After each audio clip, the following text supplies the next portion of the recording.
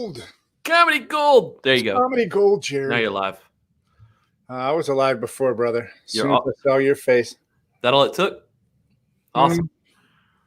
Well, once the pills kick in. So, pre Thanksgiving. Oh God. Post pre Thanksgiving. I don't know. What do you mean? I don't know. It's definitely pre-Thanksgiving. Yeah, this has been a couple of weeks since I talked to you. Mm-hmm. You like that? Oh yeah, I do. What was that going on there? So what's up, man? My fish is lopsided. I don't know. I got family wanting to come in for Thanksgiving. Yep. Are you okay? Are you doing the quarantine? We waved them off. You waved them off. Yeah, I said, hey, we're gonna, basically FaceTime everybody in. If you want to be at the Ramada down the street, that's up to you. Right. You ain't coming here. Yep. Right? Safe. I mean, it's because they want to see my mom, who's 88. That's not smart. Not going to happen. No. 88.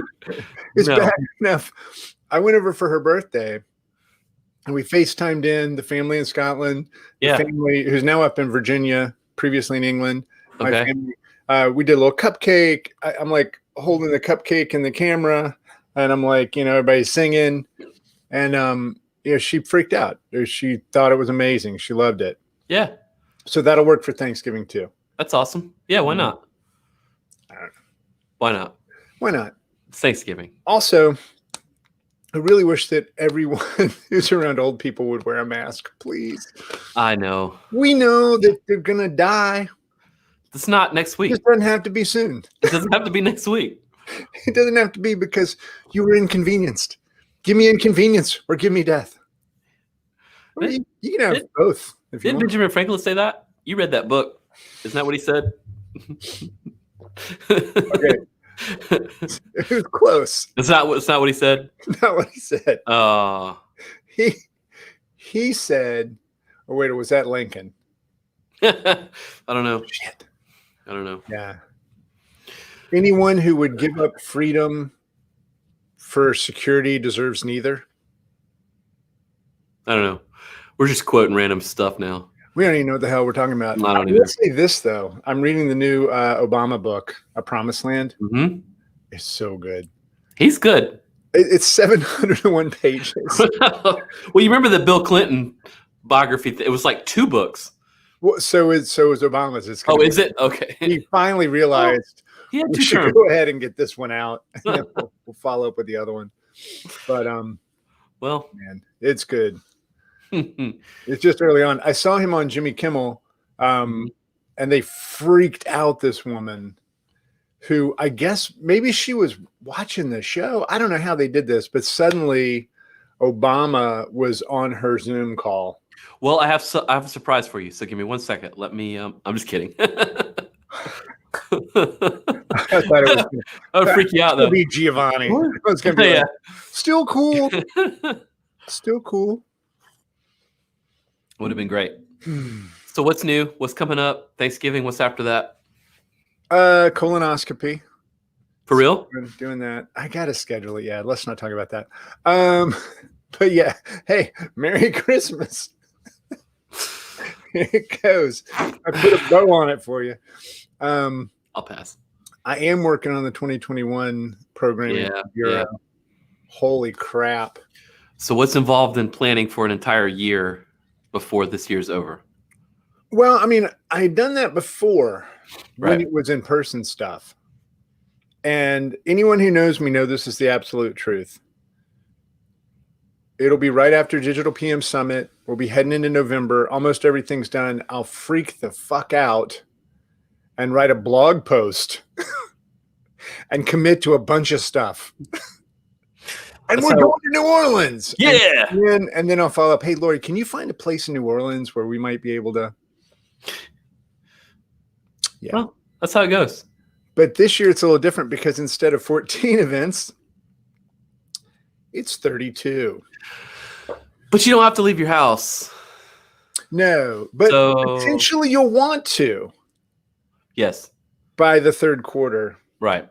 If what Fauci is saying is right, I mean, as far as he knows, I'm sure he's saying what he thinks is right, but readily available by May.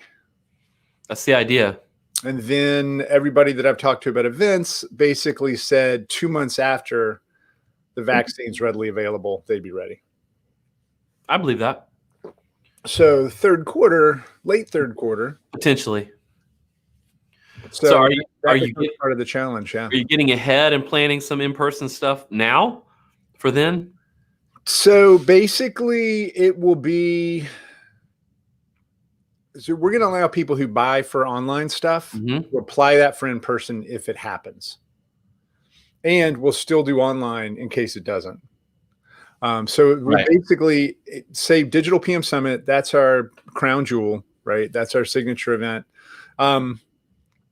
If people buy tickets for that, and then it ends up, we are going to do it in person. Like we had an agreement, we were going to be at the Hard Rock, at their theater in Orlando, which is super cool. All the food coming in from the Hard Rock Cafe, which is really good bar food. So it's like all of that was going to be great. And then we couldn't, right? Obviously. So they're still like, hey, shake our hand. Let's do a handshake deal. And I'm like, we can do this. Yeah, we're not. Yeah. So anyway, let's say that happens. Then when we make that call, we'd let people know. So it's good. But the question becomes, do you go ahead and tell people if it's in person, it'll be in this city? That's a risk. At some point you have to, though. Well, yeah, once you get closer, I think so. But I think for right now, we're just going to plan 2021 is online only. And if that changes, then we'll all figure it out together. That's safe. But we're actually down. I mean, if you looked at the number of events we had this year, if we had done the entire year this way, we would have gone over 50 events. So by pulling it back, we're basically doing a workshop and a major event each month, along with like a Q&A. Like we did this last week. It was the PPP loan forgiveness Q&A. So we'll find a couple of people who are really smart on a topic that people have questions about, bring them out, let them answer those questions. And so that one isn't as planned because it needs to be flexible because we don't know what the questions people are going to have are in February. There's no way to know, right? Right. But then, and then also webinars. So webinars were super popular. So we'll do that again. But yeah, it's right now we've got the whole year scheduled in terms of what's going to go where. But now it's about finding the right people to make it great. Right. And I'm sorry if you didn't get your notification for the event we wanted you to come to, Gene. What? I'm listening. Did you get it? Maybe. Okay. All right. I get it. You've still got me blocked. Right to spam, bro. Whatever. Anyway, we're starting to figure all that out. And now today and tomorrow are just sending out invites to people saying, hey, you're awesome. This is going to be awesome. Putting it together, it'll be more awesome. Everybody will love it. Show up. That's great. Yeah. And figuring out the money side. We've got everything budgeted, which I've never done before. Wow. That's a good habit to get into when you go back to in person. Yeah, right. What do you mean renting a riverboat for the night costs $5,000? That's ridiculous. That was an awesome. I budgeted $1,200. No, really? I'm kidding. I'm kidding. You didn't do that. Your team would. No, Lori saves my ass every time. She knows what's going on. So, then, yeah. Once you get this done, then you got to go and figure out your sponsors. I'll say we have a new sponsor, Parallax, and they've been awesome. They fit exactly into what the community needs. Their product is really good. And they're there every day. It's like I think it's the ideal for an online sponsor. And not to knock other sponsors, but they're busy doing their own thing or this or that. Like Parallax is just about digital shops and operations side and all this kind of stuff. So yeah, that's the other thing I'm looking at is who are we throw the word partner around all the time, right? Never really works. These guys feel like a partner. That's good. That's good. I know you always focus on that. That's hard to do. Find a a sponsor that actually wants to get involved more so than just, hey, give me or that you client. trust, right? Yeah, yeah. It's not just gonna, beat up your audience and your community. Right. I mean, that's the biggest thing. We've had to let 2 sponsors go now. Sometimes they just don't get it, or they send the scrubs out to talk about stuff. Man, it hurts. It looks really commercial and bad. Yeah. I had somebody say to me once, "Oh, well, I just figured that's part of it." And I'm like, no, not part of it. Not at all. Yeah, kind of like when you're watching Hulu that you're paying for, and then a commercial comes on, and you're like, "What the fuck?" CBS All Access, which I can't cancel. I've tried again and again and again, and finally, I'm like, "Screw it! I'll watch the new season of Discovery." And so I'm watching it, and it starts off with a goddamn commercial. Like, why am I paying for this? I'm like, you've been swiping $5 a month for me for 10 months now. Yeah, you're still serving me commercials. It's $50. I don't need to see how to whiten my teeth. I just need to get them back. Yeah. Well, I wish you well there. That sucks. Appreciate it. What about you? What are you working on? So Converge comes back. That's exciting news. No. Not exciting news. No. We're just trying to survive. Couple of businesses with the co-work and the gym. It's just it's getting tough. Well, and you're going into your slowdown mode too, right? I mean, well, now with the gym, won't you have a ton of signups happen right towards the end of the year? We usually do in the end of December and January. It's usually uptick. So we've upped the ads and got some new stuff ready to go. I hope it changes. But it's the world, right? Everybody's scared to do anything where there's other people, Yeah. I mean, you could talk about how clean it is and how safe it is all day long, but you can't overcome somebody's fear of doing stuff. Which, I mean, I'm not saying that in a negative way. Like, it's legitimate. So many things I'm not saying right now because I will be an asshole. But that was a really funny setup. So it's kind of a softball. Yeah, and I'm again leaving that alone. So tell me about the gym though. So like how is the gym working for you in terms of stress relief? Like is the gym, because that's your passion project really, right? It is. It's not, I don't know how to answer that. It's not so much the gym itself, like the business side of it. I honestly don't want anything to do with that part of it. It's just it's a lot.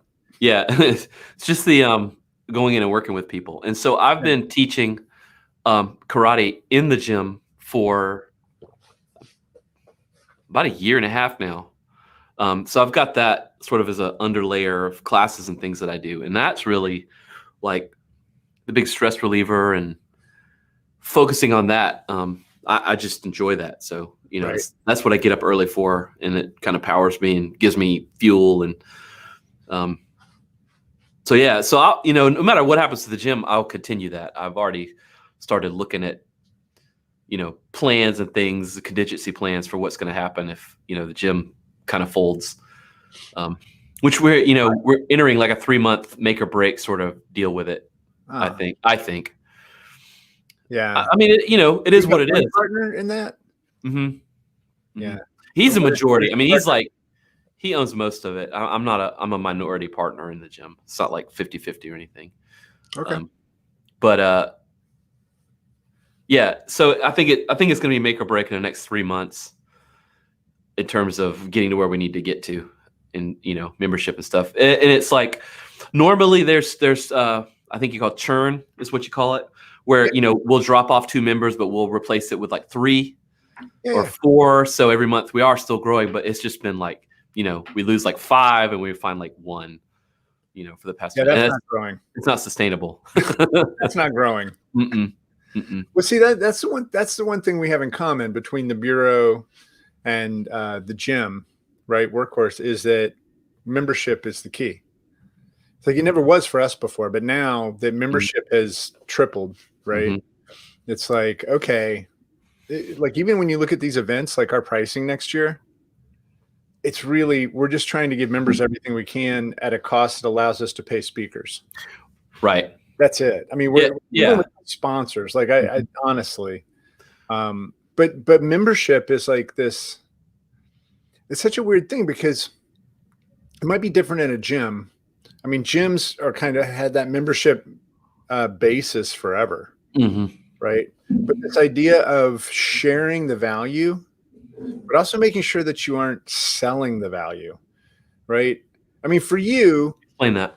It's similar. So if I could tell people that the average member saves $2,000 a year, right? Okay. By being a member, because they go to these events. But if these people don't go to the events, they're not going to get it. So it's like, if I share the value, you'll have the opportunity to do all these things versus if I really push it, you know? And the thing is, you've known me for a long time. I have never been the person who sold shit, you know, who really pushed hard, or not just hard sell, but just like, got you. Yeah. But with a gym, it's similar. You only get out of it what you put into it. Yeah. Yeah. Same you can't thing with the bureau. Yeah. Participation. If you sign up and then don't participate, well, then obviously you don't make any progress. I mean, it's the same with that. Like if you just sign up, but you don't actually, engage with the community, then the fuck are you doing? Exactly. You're not doing anything. And when you talk about, now right now it sucks because you're losing 5 and getting 1, right? We're losing 1 and getting 3, probably. Right. That's awesome. Probably in that kind of range. And when we do lose somebody, it's because there was a change in the business, or they've committed to the team that they've got to lock down all expenses, or something, because I always check, unless I can just tell that they're just not interested, then I won't even ask, because it's actually something else. But that, even then though, it just hurts. And it's not about the money. It's about feeling like you couldn't give them what they needed, or finding a way. Do you find that too? Oh, absolutely. It's way more personal in the gym. Yeah, it's absolutely personal. I mean, you can't take it personal, but it sure feels like it. How can you take it not personal? When somebody says you can't take that personally, it's because you are. And as humans, how do you not take something personally? You are your own universe, right? I've never been able to conduct business like that. Like, I've heard that before. It's just business, or, like lawsuit, whatever, it's just business. It's always been personal with me. Like, it's always been personal. If a client doesn't want to work with you, it's always like, what's wrong with me? Why didn't this work out? I've never been able to separate it. As some people can. I don't see how, if you're involved in it in any way, I don't know how you cannot take it personal. Well, yeah. I mean, maybe once you, no. I don't know. I don't know how you do it. People who are running a business and aren't taking things personally, it's not that that's the wrong way to do it. It's absolutely not the wrong way to do it. It's probably, I used to say all the time when I was running Engine, whoever cares the least wins. You still have to care, but you just can't care so much that it stifles you, right, and pulls you down. And it's funny. I think now, with the bureau, it's different between, and we've talked about this, but having customers and having clients. Like I have, there are over 10,000 people in the community. There are over 500 members now. So when somebody tells me they have to leave, it hurts, but it hurts because I care. It doesn't hurt because somebody might get laid off. Right. Ship sailed. Right. That's different. Gone. That's the different. That's the pandemic thing, right? But even if it wasn't that, when one person leaves, you start to question why you're doing what you're doing, how you're doing it. And sometimes it's not going to be right for them. But the people who manage to just, business is business, and sometimes divisions get let go. Sometimes, these different types of things. I guess I don't know. I was going to say, I guess I respect that, but that's just hard for me. But there's so many different types of humans on this planet, as we've seen. Yeah, I don't know. I'm off on a limb here. And one thing I've learned though through the gym is to not underestimate anyone, because there are people, and maybe you experienced this in the bureau. There are people that you begin to count on. Like, I'm talking about members, and then something like this happens and they're out, and you're like, I thought you were, I thought you'd support us, or, I support you, whatever it is. Yeah. I think when we're talking about taking things personal, that's the point where you can't take that personal. You really have to have empathy for them and their scenario. But at the same time, that is personal. It certainly feels personal, and that's one of the hard things to balance, like when the pandemic, we've been shut down for several months, and we've had some members that they've been super duper loyal and reliable to come in like every day. And then they're like, hey, I got to go. And you're just like, come on, stick it out, Yeah. Those are the ones that are hard not to take personal. When you can't, like, this is not personal to you. Right. Well, I think, so looking at it from the Bureau perspective, there's so many people in the Bureau who are truly friends. Mm-hmm. Many of them never became, paid members. Many of them aren't really around that as much as they used to be because they've gone on to do other things, or their businesses have taken a turn or whatever. But I think that is when it becomes the most personal, is when somebody who's been with you for a long time says that they got to go. Mm-hmm. That's human relationships, right? Yeah, I mean, it's going to happen eventually. Mm-hmm. I think in most members, clients, whatever, at some point you're gonna part ways. Well, and we're at a point now, enough requests come in that I have to make this decision, which is really tough. And I had one person come at me about the way we did membership. And it was somebody I'd known for a while, somebody who had been at the events, somebody who had done these different things. And there was a feature that they wanted to be a part of, which was Slack, that had become a member feature. And they said, well, that's great for you that you're able to start, forcing everyone to send you money so that they can have conversations that they were having. Right. And I was like, whoa. I was like, first of all, we're trying not to let people go. We're trying to keep the lights on. We're doing all these types of things. We had a great conversation. I ended up calling them. We had a great phone call, and just said, it's none of that. Yeah. And that was the first time, I think, for me, we talk about this, it's business. Well, that was making a decision between being able to keep it open for everyone and just having to shut it down. Mm-hmm. And the thing, I think, when you start to think about stuff like that, this is the challenge I have right now. And it's going to start happening. I mean, right when we get back into the new year, I probably have a half dozen member requests a week. Can you help me find this person? We're looking for a company to partner with that does this. What's the best resource to get smart on this? Different things like that. And then I'll have people who are part of the community that are good friends but aren't members. And they'll be like, hey, I could really use your help on this. Mm-hmm. And Gabe, I mean, Gabe's a good friend. And he used to always tell me, he was like, you nice yourself out of work. He's like, you are going to just give people so much stuff at no cost, but it is the value that you've built over the years that you've been doing this stuff. Mm-hmm. And now it's like, okay, I'm going to have to prioritize these members over these friends. Yeah, tough. We very much have a similar parallel in the gym scenario, where it's like there's so much stuff. They're a member. They get, basic member things like 24-hour access. They get to come to a class, and we coach them, while they're there. They're still, and then, where it starts to get gray is you have like nutritional coaching, which they get as part of that membership. Okay. That's a gray area. What does that mean? Like, you're going to coach them, but like, what if they text you at 8:00 on a Friday? Do you answer them? Eat a cheeseburger. Well, I mean, do you answer them? What about over the weekend? They're like, hey, I'm shopping. What should I get? Are you off hours on Saturday? So I see that. And then there's even more stuff where they're like, hey, I'm in the gym and I'm working on this thing. Is it safe to do this? And you're not there with them. Like, hey, I'm coaching you. But it's not during the times that we've set up as when we should be doing the service. Yeah. So it's a gray area, and I feel you. It's very similar, where it's like, is it a gray area, or did you define these are the times we're willing to help you, and then they ask you outside of the defined times? Well, what we find is we tried doing that. We tried having very defined things. It's just confusing. Nobody understands. So when they're buying it, it's just like a website where it's like, hey, you're going to build this website, but for these conditions. And then they go, okay, but what about this? And you're like, well, that's not part of the condition. And they're like, I don't understand why. They don't know. Yeah.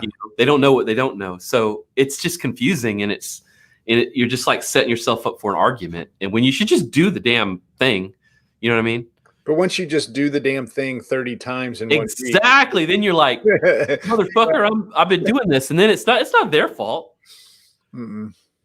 But it's also in the moment, you can't be like, I only talk to you from 10 to 2, Then they're like, well, fuck you. I'll go somewhere else, Which also gets to the whole, you can't keep up with other things. And now you're pushing other stuff you've committed to off to the side. And now you're working on the weekend. Mm-hmm. Now you're working at night. Mm-hmm. Now you're sacrificing your personal life and your family's connection and all this stuff. I think it comes down to like that old adage of like, make sure what you're doing is some shit you really care about, because for me, that's kind of a side hustle thing. So you got to make sure you really want to do it and you really care about it, because you're going to burn out really fast if it's something that you're like, I do not give a shit about this, then you should not do it at all. If it's like that second thing, if it's like, you got to really be passionate about it. But, well, okay. I agree with that and I disagree with it. And what I've found is, for me, I care deeply about helping people in that aspect of their life. I really do. What I've found is that the ones that get annoying are the ones that wind up abusing that relationship. And what I've found over the past couple of years is this: you have to be sensitive to that and be sensitive to like when you're feeling annoyed, and then set those boundaries when you feel that for the first time with someone. Like, why can't you look me in the eyes when you say this to me? Jesus. Was that scary? A little bit. Does that make sense? I mean, no, that makes sense. I think so. My youngest right now is looking to get a job. Mm-hmm. And she has amazing skill set of makeup and cosplay, big following, all this type of stuff, right. And is looking to go into retail for a job.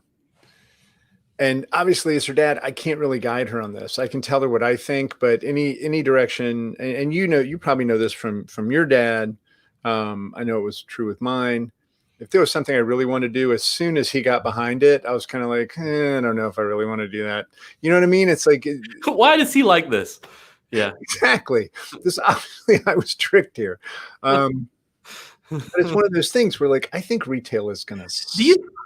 Do you think kids are still like that? Do you think kids are still like we were? Do you think they're still as rebellious as we were? Well, yeah. I mean, it's nature. That's why you leave the nest. Mm-hmm. And if everything's hunky-dory and you're never going to leave the nest, that's not the way things work, right? I mean, in a pandemic, they don't work where everybody goes off. But anyway, so there's that whole thing about not wanting the thing you love to become the thing you hate, because now I've got to do it. Yeah. Yep. And now it's tied. Now I've sold out my passion for cash. Mm-hmm. But there's a blend there. There's got to be something in the middle, because there are a lot of things you're gonna love that you're not good enough at to make money. I love running. I will lose weight really quickly if I try to do it professionally. Like, it's just not gonna happen. Weight in the sense of your wallet. Yes, exactly. So, but in terms of running the bureau and the community and stuff, I fucking love this. It's frustrating as hell. It's challenging to figure out, how is this sustainable without feeling like you're milking the community. But then you find that you're giving value and they're happy, and you're like, okay, I just need to get over the cost of things and figure that out. But with what you were saying about making sure you focus on doing something you love, I don't disagree with that. I just think sometimes the thing that you do for money can enable you to do the thing that you love, right? Without it having to be the same thing. Absolutely. So if you happen to be damned amazing at, creating shrubs that look like Mickey Mouse, and you can get like a nice shrub, right? Shrubbery. You can get too expensive. $200,000, $300,000 a year doing landscaping at Disney, but you fucking hate being outside. Well, maybe you should still do it, and then you can just build a really nice inside place. Yeah. Hey, man. And you can have little Mickey Mouse cutouts that you sit down and you. What is it that Rob Har always says, that if you have a client that's annoying you, you are not charging them enough? Yeah. Yeah. No, and that's totally true. I don't know if it's the same thing if it applies to like memberships, but well, no, but I guess what I'm trying to say is there are times where there's if you do what you love, then you define yourself based on your work, right? If you love what you do, that's one thing. Like if you can throw yourself into it and be passionate. I know I'm flipping it just a little bit, but the reality is you have to define yourself outside of work. Well, yeah, and see, so that's interesting. I think about you with that a lot, because we've heard your story. You worked at an agency, started your own agency, whatever. But you got into the speaking circuit at these events. You became one with the community before, after, whatever, and then you sort of grown your career into the bureau, and it is turned into what it is. But you wouldn't have been there without running that web design shop. No, right. No way. Right. So I think when we, because people talk about like, how do I find work-life balance, or how do I how do I make sure I'm doing the thing I'm passionate about? I think the secret is really to just be sensitive to yourself and find the things that you enjoy doing, and whatever you're doing, try to bring that into it. And it as long as you're growing and learning and paying attention and not giving up on your ideas and just kind of going through life with a positive focus on what you're doing, I think you can turn it into something. But I think patience plays a big role in that too. A huge role in it. And I think what you just said, you used the word focus. And I think work-life focus is a better plan than work-life balance, because there are going to be times where work, like right now, all this planning that we're doing because I want to get it right, because I want to make it effective. Yeah, it's taken a lot of time away from me in terms of my life, right? Right. Work is part of my life. It is not my entire life. Right. But at the end of the day tomorrow, on Tuesday before Thanksgiving, I am going to, on Wednesday, take the first day off I've taken all year. Right? Okay, yeah. I put way too much into work this year, but I had to, because otherwise my life would have suffered. Yeah. So while I'm focused on work, I'm still doing the things I have to do in my life. But now once I shift on Wednesday through the following Monday, I'm going to do my damnedest just to focus on my personal life. But I think this idea of work-life balance, like I put this many hours in here, I need this many hours over here, I think that adds more stress. Yeah. Being where you are when you're there, the focus part of it. I agree. And I know some, I think you have to say, like, we're talking about like a certain type of career-minded person, right? Because there are people with jobs that don't allow you to, you go to the job, you do ABC, and you go home. There are definitely jobs like that. And there are definitely people who are like, that's what they want. Yeah. And I don't. When the office is closed, nothing can happen. Yeah, I'm fine. If that's what you want, that's great. I mean, maybe that's what you want. You want a clear delineation between work and home life and play. That's fine. I think there are a lot of us that's not the case. That you bring your work home with you. You're always thinking about it, and just because you're there from 9 to 5, it doesn't mean that's where all the actual thinking about the work happens. No, God, no. For most. I mean, use the term professional. It doesn't mean you're not a professional if you work a 9 to 5-er, but like, I think for most people that's kind of where they struggle, and they're like, well, I'm at home and I'm thinking about the job. Like, is that okay? Like, yeah, it's okay. Yeah, if you're doing it. Like, unless you hate the people you're doing it for, you should probably work on changing that. That's valid. Yeah. And if you're self-employed, then get a therapist. Yeah, if you're self-employed, you have no fucking choice. Well, if you're self-employed and you hate the person you work with, that's a challenge. You should definitely see a therapist. But if you're home, The best ideas come to you in the shower, come to you in traffic, all this stuff. Your brain, Oh yeah. once your brain relaxes, it's going to try to tell you the answers to things because the acute stress on your brain is gone. So now it has the answers for you. That's why it happens in traffic. That's why it happens. So just have a journal that you can write stuff down in and then get back to watching TV or doing whatever you were doing or going for a walk with the kids. But when did you figure this type of thought pattern out? Like when did you sort of come to this? Can you demark a time? I would say it was when I started working from home. Really? Yeah. So it would have been 2008, 2009. Right. Because that's when engines started to grow. Mm. And also we ended up, slowly, but eventually in 8 different time zones. And just to survive, I had to learn how to shut down that part of my brain, because otherwise I would worry that, the team in Wales needed me, right? You can't be up 24 hours a day. It's like 4 a.m. and I'm thinking, shit, they just got that second cup of coffee and they're getting the email and they're, right. Or it's, 10 p.m. and you're going, wow, I hope the team in Seattle got that wrapped up. I'll just look real quick. Yeah. And you can't do that. You have to figure out how to shut that down. But at the same time, I think it was Melanie who told me, when your brain's just spinning and you can't stop it. And this was from when I was in advertising, when I was in my late 20s, a little journal by the bed that you just write a list of all the stuff that your brain's trying to figure out. Very useful, isn't it? Well, because you trick your brain into thinking that you did something because you just wrote down a list of the things that your brain wants you to do or think about.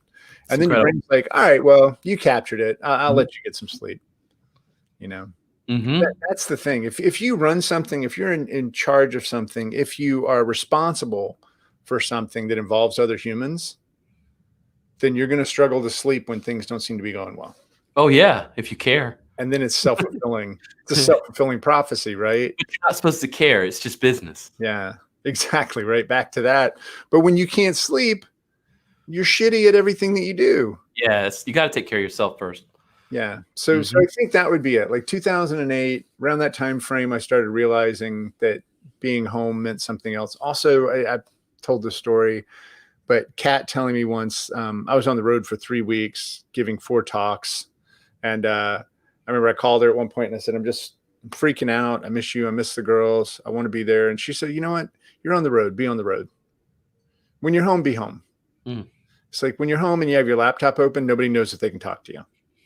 So just be where you are when you're there. And you hear a lot of people say those things in different ways, but when the person that you've married and started a family with and are going to be with forever says that to you, it hits with a different amount of power. And let me talk about that for a second. That one took me a while to figure out what it meant, and not that part, not them saying, hey, you're here, but you're kind of working on shit, so you're not really here. It was how to get there. And it's easy to say, like, and I've said it to people too, it's easy to say, like, hey, be in the moment. When you're there, be there.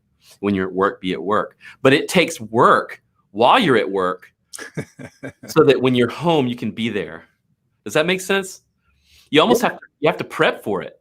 Like you have to. Today and tomorrow are going to be so freaking hectic. Yeah, you have to be consciously like, hey, I'm going to go do this thing with my family. So I've got to take care of these things and I have to prioritize properly so that I take care of the right things so that I don't get bugged or I'm not spinning on shit while I'm there. Like, yeah, that takes effort and it takes a while to figure out how to do that. That's something I've learned through coaching people that I had figured out from fucking up so many times, like more of like a self-preservation technique than it was an actual like preparation technique. And now I kind of treat it like, all right, I know these things. These are the people that are going to bother me or whatever. I got to do all this first and prep these people and communicate this way or whatever. It's a different way of working.